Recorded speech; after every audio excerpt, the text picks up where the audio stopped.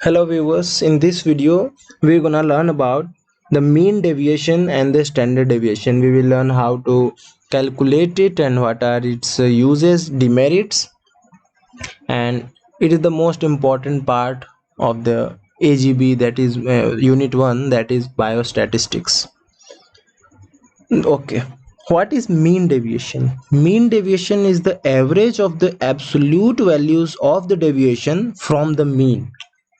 अब इसका क्या मतलब है, we will learn it step wise. Let suppose एक डेटा है. फॉर एग्जांपल आपने किसी सब्जेक्ट में कुछ मार्क्स स्कोर किए हैं out of 10.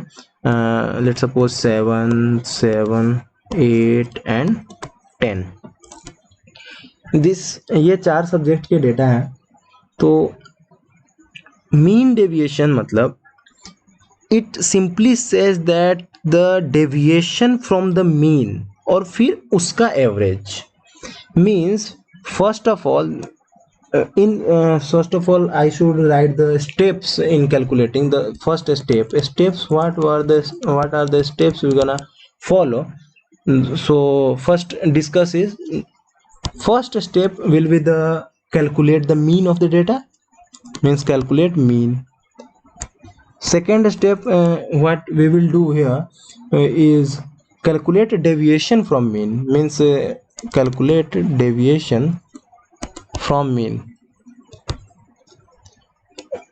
If the data is represented by x, here we will represent this mean by x bar, and the deviation we will represent by small x. Third step, we will sum up every this deviation. Every deviation will be summed up, but we will ignore their negative sign, means sum up deviation ignoring the negative sign. And lastly we will divide by number of items, means divide by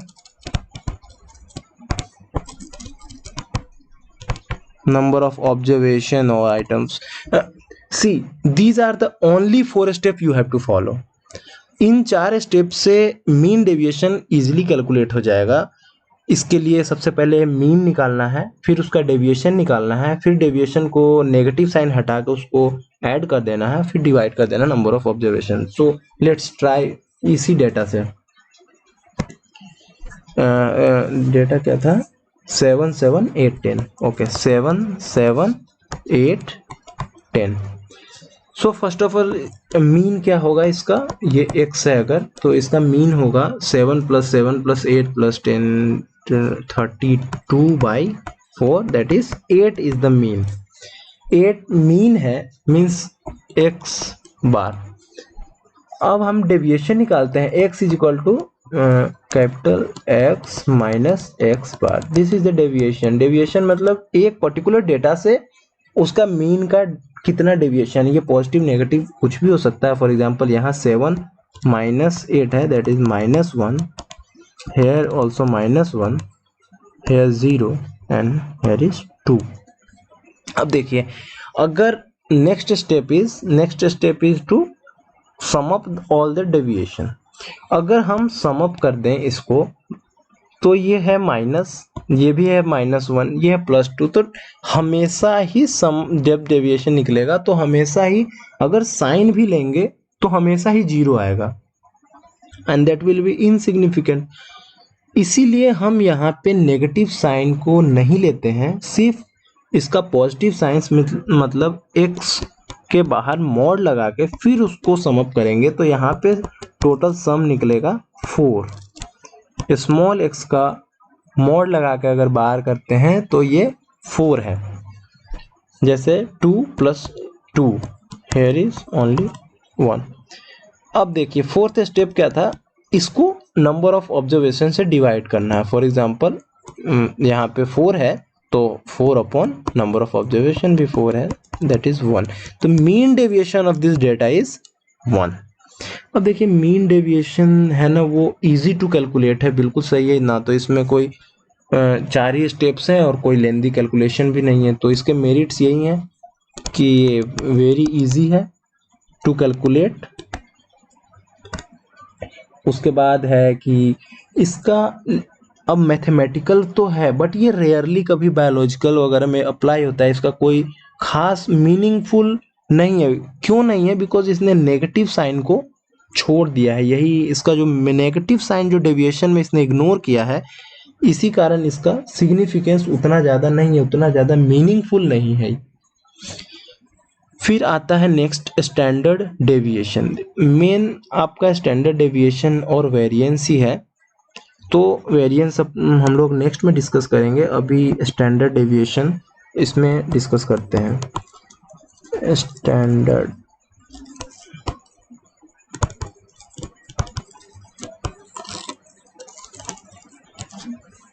same है, standard deviation में भी बस deviation निकालना है पहले, बस इसका जो डेफिनीशन है उस डेफिनीशन से ही ये मोस्टली क्लियर हो जाएगा। इसका डेफिनीशन जो है कि स्क्वायर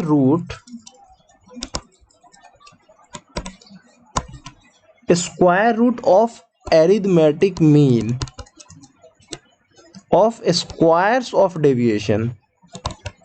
यह देखने में सुनने में जरूर लग रहा है हार्ड, बट इतना बहुत इजी है ये। क्या बोला मैंने? Square root of arithmetic mean of square of mean of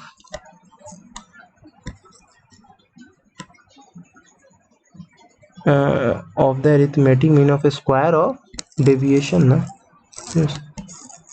deviation from arithmetic mean. देखिए, square root of arithmetic mean of square of deviation from arithmetic mean, इसका मतलब क्या है? ये जब कैलकुलेट करेंगे तो ये बिल्कुल डेफिनेशन से क्लियर हो जाएगा। ओके, तो अब स्टैंडर्ड डेविएशन को भी एक बहुत ही बढ़िया सॉल्यूशन करके देखते हैं एक प्रॉब्लम से, तो बेटर समझ में आ जाएगा। सो लेट सपोज एक डेटा है यहाँ पे x, और डेटा हम थोड़ा टफ लेते हैं, फॉर एग्जांपल 16, 17, 18, 19, 20, 21, 22, 23, 24। ये कोई एक डेटा है जो कि आपको मिल चुका है। अब सेम स्टेप्स फिर से फॉलो होंगे। सबसे पहले हम इसका मीन निकालेंगे। मीन कैसे निकालेंगे? सबको ऐड करेंगे, बाय डिवाइड करेंगे। 1 2 3 4 5 6 7 8 9, 9 टोटल ऑब्जर्वेशन है, तो इसको ऐड करते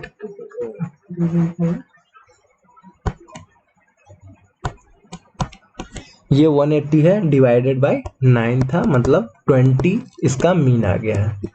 अब जैसे इसका 20 मीन आया है, सो अगला इसका डेविएशन निकालेंगे। x equal to X minus X bar, यहाँ पे x बार 20 फिक्स्ड है, तो यहाँ पे 16 माइनस 20, फिर 17 माइनस 20, फिर ऐसे धीरे धीरे लिख देंगे तो वैल्यू आएगी यहाँ पे। जैसे ये है -4, साइन के साथ ही लिखेंगे। यहाँ पे -3, फिर -2, -1, 0, 1 2 3 4, ये है इसका डेविएशन। अब मैंने इसमें पहले बोला कि यहाँ पे क्या करना है, स्क्वायर ऑफ डेविएशन से, स्क्वायर ऑफ डेविएशन, तो यहाँ पे अब एक्स स्क्वायर निकालना है। बस जो मीन डेविएशन है और स्टैंडर्ड डेविएशन में यही अंतर है, उसने डायरेक्ट इसको मॉड लगाकर इसका नेगेटिव वैल्यू हटाया था, बट इसने इसका नेगेटिव वैल्यू को इग्नोर नहीं करके उसको स्क्वायर कर दिया है। तो अब हम इसके सबका स्क्वायर लिखेंगे और फिर स्क्वायर का एरिथमेटिक मीन और फिर उसका स्क्वायर रूट। तो उससे कंफ्यूज नहीं आप स्टेप्स में देखें, उसके बाद डेफिनेशन बाद में देखिए तो एकदम क्लियर हो जाएगा। तो हम लोग इसका स्क्वायर लिखते हैं, ये बिल्कुल सीक्वेंस वाइज ही है। तो 16, 9, 4, 1, 0, 1, 4, 9 एंड 16। इसको फिर अब समीशन करेंगे। समीशन एक्स स्क्वायर कितना आएगा, जोड़ लेते हैं, इसको सम अप करते हैं।